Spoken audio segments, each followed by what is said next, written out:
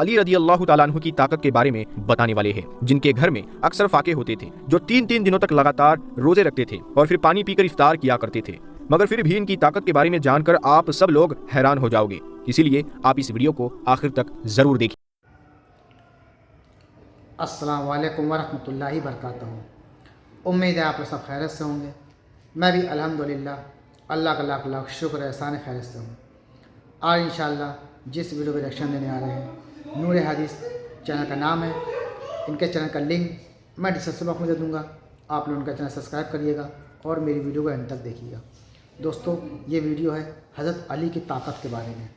वो हज़रत अली जो उनके घर में कई कई दिन फाके होते थे, भूखे रहते थे, पानी से गुजारा करते थे, कभी कभी वो भी नहीं मिलता था। वो हज़रत अली, उनको अल्लाह ताला ने ऐसी ताकत, ऐसी क़ुव्वत दी थी कि वो बेमिसाल इंसान थे। आजकल लोग ताकत के लिए खाते पीते सब कुछ करते हैं, लेकिन उनका ईमान इतना कमज़ोर नहीं होता।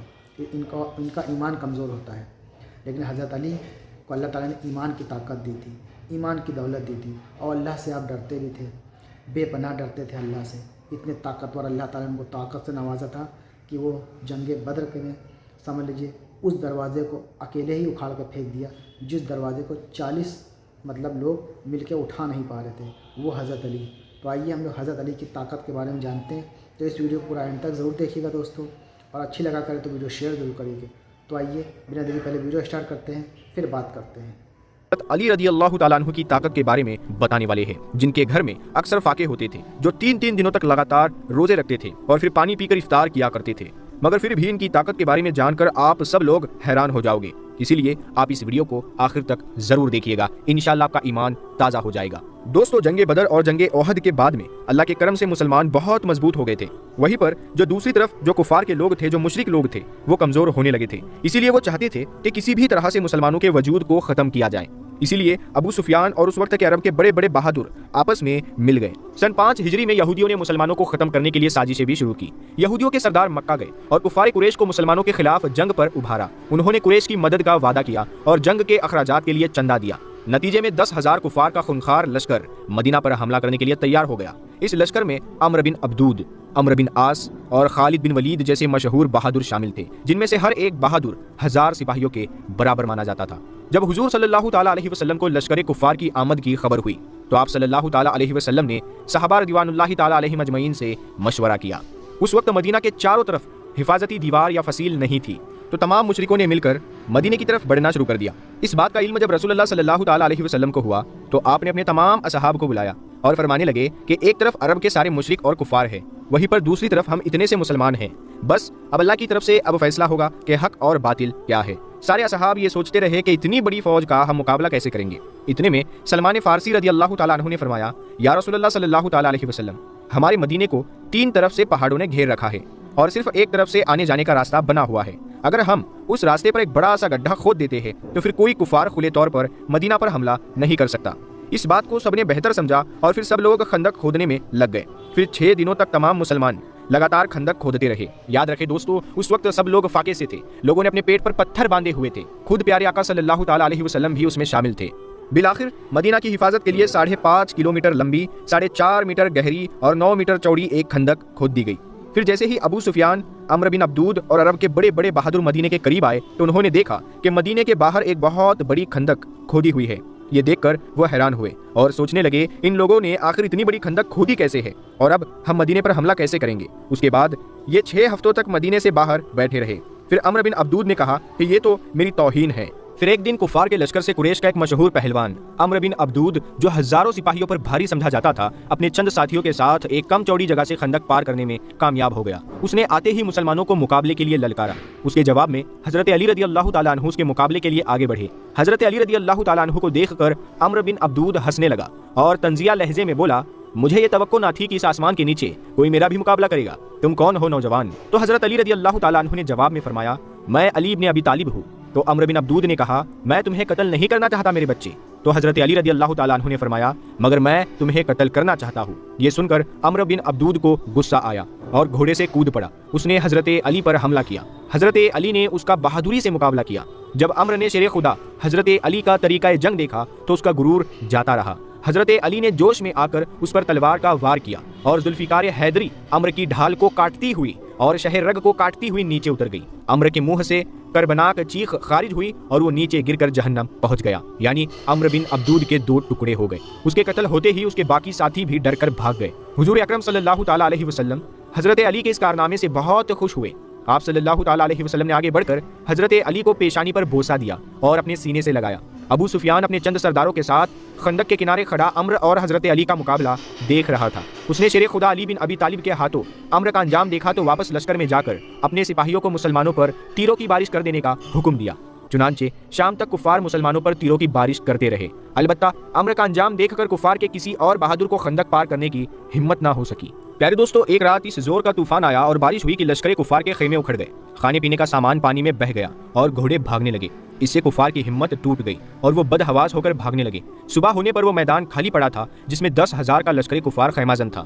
حضور صلی اللہ تعالیٰ علیہ وسلم نے مسلمانوں کو فتح کی مبارکباد دی اور فرمایا اب قریش کبھی بھی ہم پر حملہ آور نہیں ہوں گے۔ اس جنگ میں 300 کفار قتل ہوئے جبکہ صرف 6 مسلمانوں نے شہادت پائی۔ جنگ کے دوران ابو سفیان نے عمرو بن عبدود کی لاش خریدنے کے لیے ہزاروں دینار کی پیشکش کی، لیکن حضور صلی اللہ تعالیٰ علیہ وسلم نے فرمایا تم اسے یوں ہی لے جاؤ، ہم مردے کی قیمت نہیں کھاتے۔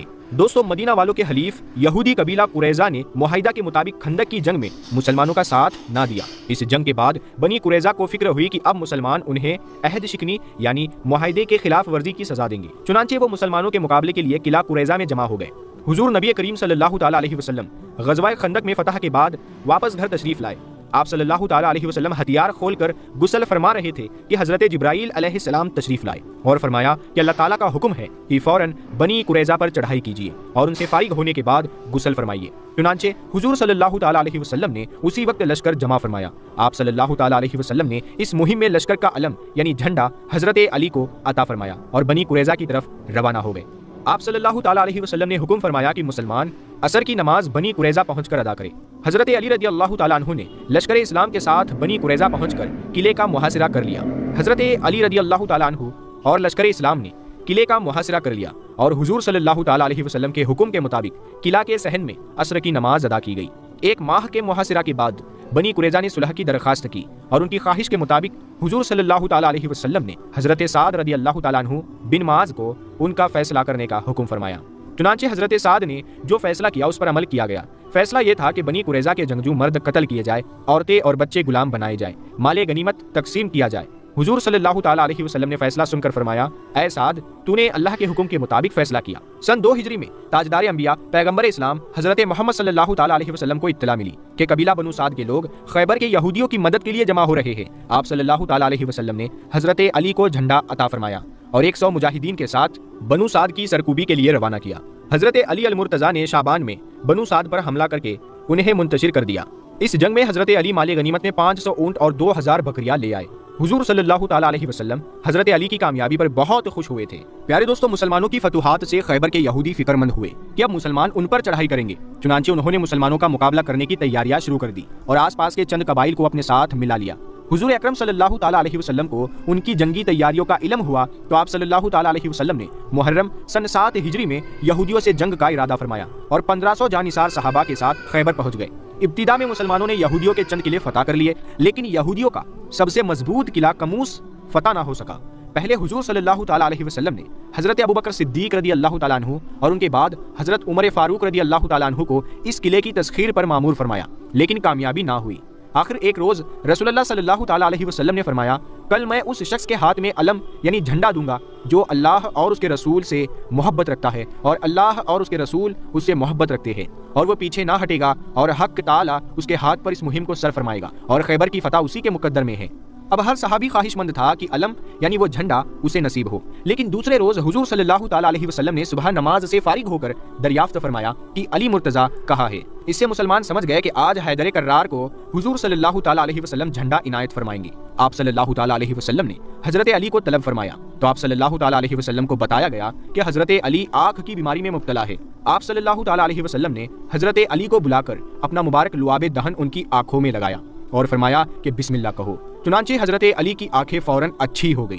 تب حضور صلی اللہ تعالیٰ علیہ وسلم نے لشکر اسلام کا جھنڈا انہیں عطا فرمایا۔ حضرت علی رضی اللہ تعالیٰ عنہ مجاہدین کے ساتھ آگے بڑھے اور قلعہ کموس کا محاصرہ کر لیا उन्होंने किले के नीचे आकर अपना अलम यानी अपना झंडा पत्थरों के एक टीले पर गाड़ दिया। तो किले के अंदर के एक यहूदी ने पुकार कर पूछा कि आप कौन हैं? तो हजरत अली रज़ी अल्लाह तआला अन्हु ने जवाब में फरमाया कि मैं अली इब्ने अबी तालिब हूँ। उस यहूदी ने कहा कि मैंने तौरात में तुम्हारे औसाफ पढ़े हुए हैं। किला कमूस अबू राफी की औलाद का था और ये यहूदियों के तमाम किलों से ज्यादा मजबूत और बहुत ही शानदार था। उन्होंने मुसलमानों से जंग करने के लिए सफ़बंदी कर ली। हजरत अली ने मैदान में आकर दुश्मनान इस्लाम को मुकाबले के लिए ललकारा। जवाब में यहूदियों के लश्कर से जो शख्स बाहर निकला वो था हारिस। हारिस मरहब का भाई था और मरहब यहूदियों का नामी गिरामी पहलवान और सरदार था जो तन्हा 1000 आदमियों से लड़ने की ताकत रखता था। हारिस भी बहुत जरी और बहादुर था, लेकिन जब वो शेर खुदा अली रज़ी अल्लाह तआला अन्हु के मुकाबले में आया तो बच ना सका और हजरत अली के हाथों कत्ल हो गया। मरहब अपने भाई का इंतकाम लेने के लिए बहादुरों की एक जमात के साथ किले से बाहर आया। वो अपनी ताकत के गुरूर में बड़े जोश व खरोश से ये जंगी शायरी पढ़ता हुआ हजरत अली के सामने आया। खैबर मुझको जानता है कि मैं मरहब हूँ, सतहपोश हूँ, बहादुर हूँ, तजुर्बेकार हूँ जब लड़ाई की आग भड़कती है। प्यारे दोस्तों, शेर खुदा हजरत अली रज़ी अल्लाह तआला अन्हु मरहब के मुतकब्बिराना रजज का जवाब देते हुए उसकी तरफ बढ़े, जिसका तर्जुमा ये है, मैं वो हूँ जिसका नाम मेरी माँ ने हैदर रखा, शेर की तरह खौफनाक और डरावना, मैं दुश्मनों को निहायत तेजी से कत्ल कर देता हूँ। ये सुनकर मरहब ने हजरत अली पर हमला करने की कोशिश की, लेकिन हजरत अली ने दिफा करते हुए जवाबी वार किया और जुल्फिकार हैदरी उसके आहनी खोद और जंजीरों को काटती हुई उसके हलक तक उतरती चली गई। इस तरह हजरत अली ने एक ही वार में मरहब का काम तमाम कर दिया। अपने सरदार मरहब को कत्ल होता देखकर हजरत अली की बहादुरी से खौफ ज़दा होकर उसके लोग भागने लगे। हजरत अली ने उनका पीछा किया। एक यहूदी ने हजरत अली के दस्ते मुबारक पर वार किया और आपकी ढाल जमीन पर गिर गई। दूसरा यहूदी आपकी ढाल उठाकर भाग गया। खैबर के किला कमूस का फौलादी दरवाजा बेहद मजबूत और नाकाबिले तस्खीर समझा जाता था। रिवायत है कि उसे 40 आदमी मिलकर भी ना हिला सकते थे। दरवाजे के आगे एक गहरी खंदक थी। यहूदी हजरत अली की ढाल उठाकर भागा तो आपको बेहद जोश आया और आप उसी जोश के आलम में हिफाजती खंदक को फलांग कर किले के आहनी दरवाजे तक पहुंच गए। यहूदियों ने दरवाजा बंद कर लिया था, लेकिन हजरत अली शेर खुदा ने उस आहनी दरवाजे को पकड़कर झटके से उखाड़ा और उसे ढाल बनाकर यहूदियों से लड़ने लगे। जब जंग के इख्तिताम पर लोगों ने उस दरवाजे को हटाना चाहा तो 40 आदमी मिलकर भी उसे ना हिला सके। दरवाजा उखड़ने पर मुसलमान शेरों की तरह झपटे और किले में दाखिल होकर यहूदियों पर कहरे इलाही बनकर टूट पड़े। यहूदियों ने हजरत अली और उनके साथियों का हमला रोकने के लिए एड़ी चोटी का जोर लगाया, लेकिन नाकाम रहे और शिकस्त खाकर भागने लगे। हजरत अली ने उनकी गिरफ्तारी का हुक्म दिया और थोड़ी देर बाद तमाम यहूदी गिरफ्तार कर लिए गए। इस तरह यह किला हजरत अली के हाथों फतह हुआ। उसके बाद दीगर तमाम किले फतह हुए। 93 यहूदी मारे गए और सिर्फ 15 मुसलमान शहीद हुए। खैबर की फतह के बाद हजरत अली का लक़ब फातह खैबर हो गए। तो दोस्तों, यह था हमारा एक्शन जो आपने देखा।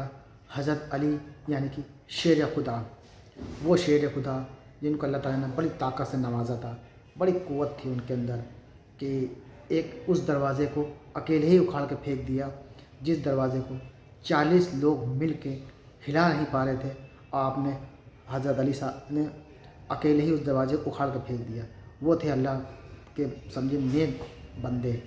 आजकल के लोग इतना खाते पीने के बाद भी उतनी ताकत नहीं है, लेकिन हज़रत अली बताइए कई कई दिन घर में खाना नहीं बनता था, फाके रहते थे, चूल्हा नहीं जलता था, फिर भी अल्लाह ताला ने इतनी ताकत से उन्हें नवाजा था कि बेशुमार ताकत थी। अल्हम्दुलिल्लाह। तो ये था हमारा रिएक्शन दोस्तों हज़रत अली के बारे में। तो अब इंशाल्लाह आपको वीडियो तो अच्छी लगी होगी। वीडियो अच्छी लगी हो तो इसको शेयर करिएगा। तो हम इंशाल्लाह मिलेंगे आपसे नेक्स्ट वीडियो में। तब तक के लिए अस्सलाम वालेकुम व रहमतुल्लाहि व बरकातहू।